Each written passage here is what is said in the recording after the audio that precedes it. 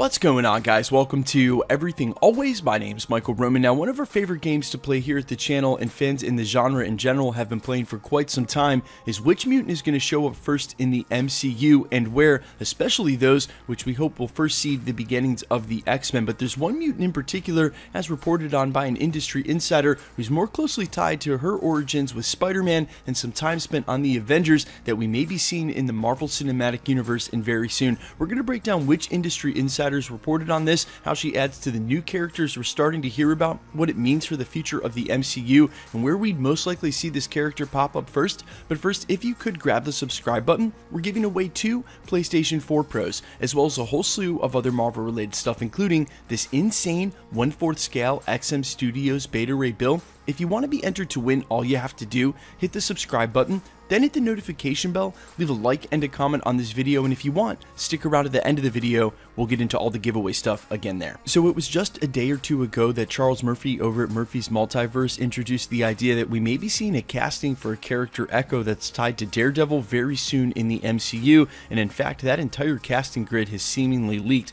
And it's not that that story ties directly to this, it doesn't, but the fact that we're starting to hear about all these brand new characters that they're casting for in the MCU is not only good news for production, but also indicative of the fact that they're starting to now flesh out the MCU with characters they've been meaning to cast the entire time. We're just now hearing about them. Now, today's story actually comes from industry insider Daniel RPK. That's Daniel Rickman, not someone we've spoken a lot about here at the channel. Unfortunately, most of his scoops come via Patreon, but it was re-reported on by industry insider Jeremy Conrad over at MCU Cosmic, so I will leave a link down in the description to this source editorial. He goes on to report that according to Rickman, Marvel has plans to introduce Firestar into the MCU. Quote, although she was featured in Spider-Man and His Amazing Friends, that's her original origin, and we're going to break that down. Angelica Jones is a mutant and thus would fall under Marvel Studios' side of the MCU and not Sony's SPUMC universe. He then goes on to mention that she does sort of lead into a couple of teams, namely the Avengers and the X-Men,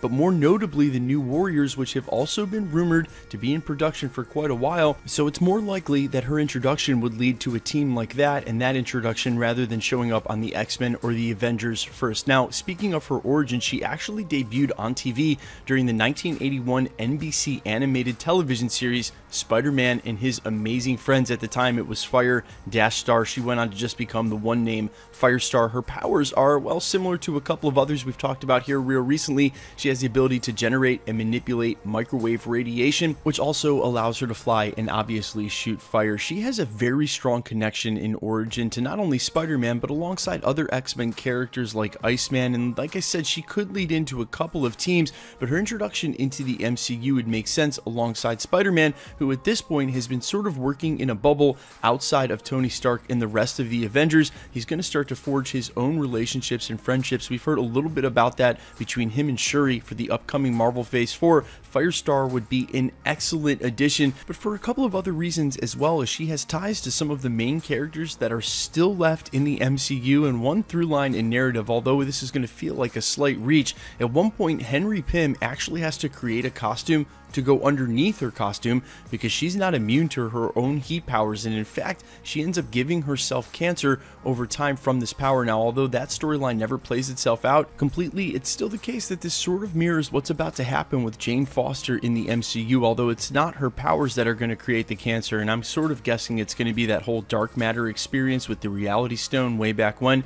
Either way, the similarity in the story is they're having to deal with real life tragedies like cancer alongside superpowers, and you can't definitely overlook this connection. More likely the case though, she may have some sort of flirty relationship with Spider-Man and or another mutant, as in the past she's definitely dated Peter Parker and at the same time sort of been flirting with Iceman. There's a mini love triangle going there. Either way, if they're set to introduce the Fantastic Four, this is my final thought, as well as Firestar, they're going to have an interesting time trying to differentiate between Human Torch and her powers. Yes, they are completely different. One sets himself on fire, the other is the manipulation of microwaves, but when you have several characters flying around shooting fire out of their hands, it does start to feel a little redundant. And obviously with Captain Marvel flying around shooting powers out of her hands, they're not the only two. It's going to be interesting to me to see how Marvel's going to deal with all of these superheroes over time that now will share the same temporal space in the MCU, who all have very similar powers. Guys, let me know all your thoughts down below.